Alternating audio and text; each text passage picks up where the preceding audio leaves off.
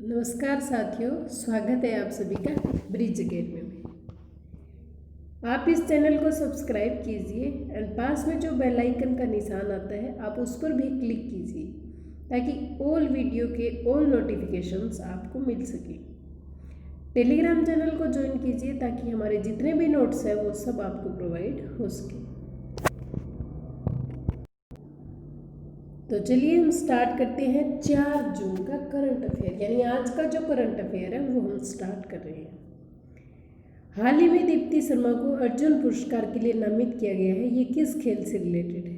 तो साथियों, जो दीप्ति शर्मा है वो क्रिकेट से रिलेटेड है। अब हम बात कर लेते हैं अर्जुन पुरस्कार की। तो यह 1961 में स्टार्ट हुआ था और अर्जुन पुरस्कार में 5 लाख रुपए और अर्जुन की प्रतिमा दी जाती है। अब 3 व्यक्तियों को इसके लिए नामित किया गया है: शिखर धवन, ईशांत शर्मा एंड दीप्ति शर्मा। राजीव गांधी खेल रत्न सम्मान से अभी नामित किया गया है रोहित शर्मा को। इसके अंदर 7.5 लाख रुपए की राशि दी जाती है और राजीव गांधी खेल रत्न सम्मान है वो 1991-92 में स्टार्ट हुआ है। अगले क्वेश्चन की हम बात करें तो हाल ही में किस राज्य सरकार ने 17,000 करोड़ रुपए की विशेष आजीविका हस्तक्षेप योजना को मंजूरी दी है? तो ये दी है ओडिशा ने। नेक्स्ट क्वेश्चन है कि हाल ही में आरबीआई ने किस बैंक पर 4 करोड़ रुपए का जुर्माना लगाया है? तो ये लगाया है सिटी बैंक ने। और क्यों लगाया है? एनओसी के रूल फॉलो नहीं करने के कारण आरबीआई ने ये जुर्माना लगाया है। अगला क्वेश्चन है कि हाल ही में पीएम मोदी द्वारा चैंपियंस पोर्टल लॉन्च किया गया है। यह किस क्षेत्र की जानकारी एक स्थान पर उपलब्ध करवाएगा?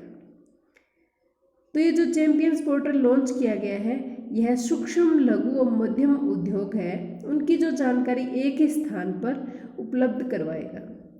एमएसएमई के जो मंत्री है वो है नितिन गडकरी जी। अब साथियों, चैंपियंस पोर्टल है, इसमें चैंपियंस जो है इसकी फुल फॉर्म आप देख लीजिए।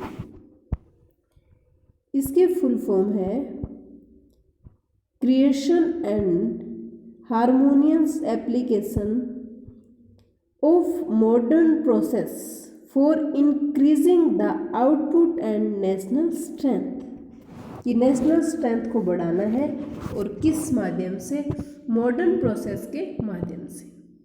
उद्देश्य है इसका कि our small hands to make you large, यानी हमारे छोटे छोटे हाथ है वो बहुत बड़ा करेंगे, यानी आत्मनिर्भर भारत इसका उद्देश्य है।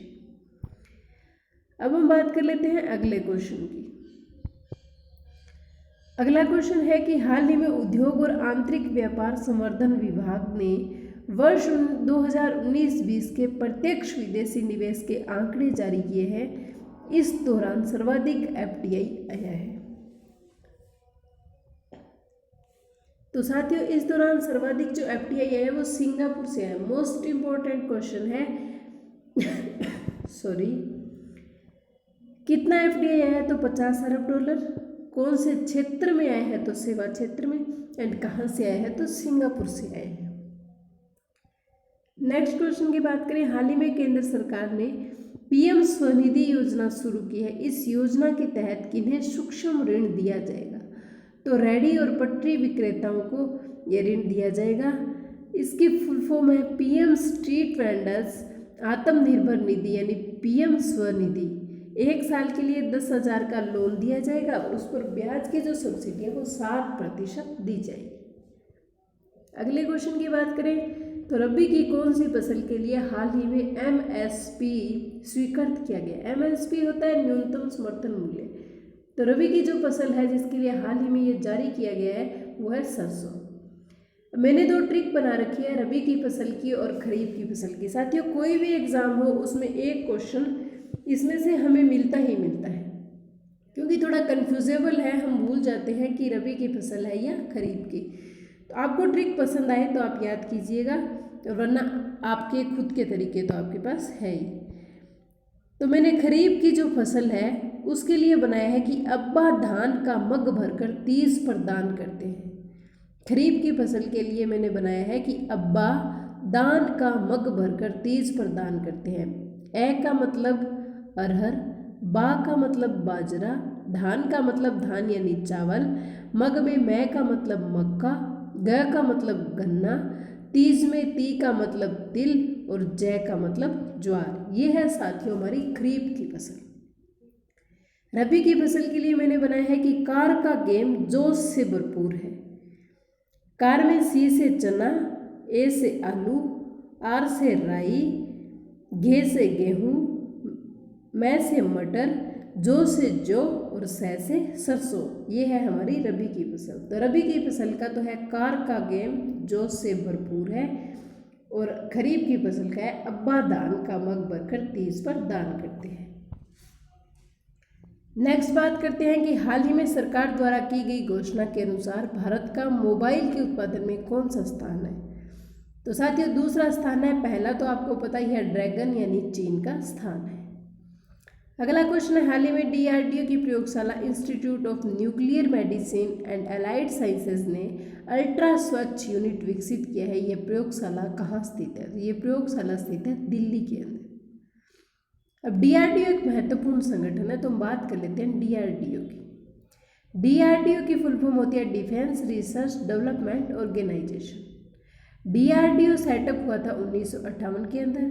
हेडक्वार्टर है साथियों दिल्ली, और इसके जो प्रमुख है वर्तमान में वो है सतीश रेड्डी। यह जो संस्था है DRDO रक्षा मंत्रालय के अधीन कार्य करती है, और रक्षा मंत्रालय के वर्तमान में जो मंत्री है वो है राजनाथ सिंह। नेक्स्ट क्वेश्चन है कि हाल ही में सुर्खियों में रहे hashtag I can't breathe and hashtag black lives matters आंदोलन का संबंध किस देश से है? तो ये अमेरिका से है। अभी अमेरिका में आपने देखा होगा कि बड़े जोरों शोरों से एक आंदोलन चल रहा है, आई कांट ब्रीथ। इसका मतलब है कि मैं सांस नहीं ले सकता। साथियों एक अश्वेत व्यक्ति था जॉर्ज फ्लॉयड, अश्वेत था ये, लेकिन इनकी पुलिस हिरासत के अंदर मौत हो गई। एक श्वेत पुलिसकर्मी ने इनका गला तब तक दबाया जब तक इनकी सांस नहीं निकल गई। तब इन्होंने, जब इनका गला दबाया गया तब इन्होंने बोला था कि मुझे सांस नहीं आ रहा है, तो इसका नाम यही रखा गया हैशटैग आई कांट ब्रीथ, मैं सांस नहीं ले पा रहा हूँ। तो जो अश्वेत नागरिक है उन्होंने ये चलाया है कि जो अश्वेत लोगों की ज़िंदगी है वो भी महत्वपूर्ण है, तो इसका न्याय मिलना चाहिए, इसलिए अमेरिका में ये अब सुर्खियों में चल रहा है। तो साथियों ये था हमारा 4 जून का आज का करंट अफेयर। कल हमने आपसे बहुत ही आसान एक क्वेश्चन पूछा था कि भारत के अंदर स्टेट कितने हैं। हमें आंसर मिले फिर भी बहुत ही कम लोगों के, सीता शर्मा, प्रियंका शर्मा, बाबूलाल जी, उत्तम सिंह, सुमन पूनिया, इन सब के उत्तर हमें मिले हैं कि 28 स्टेट।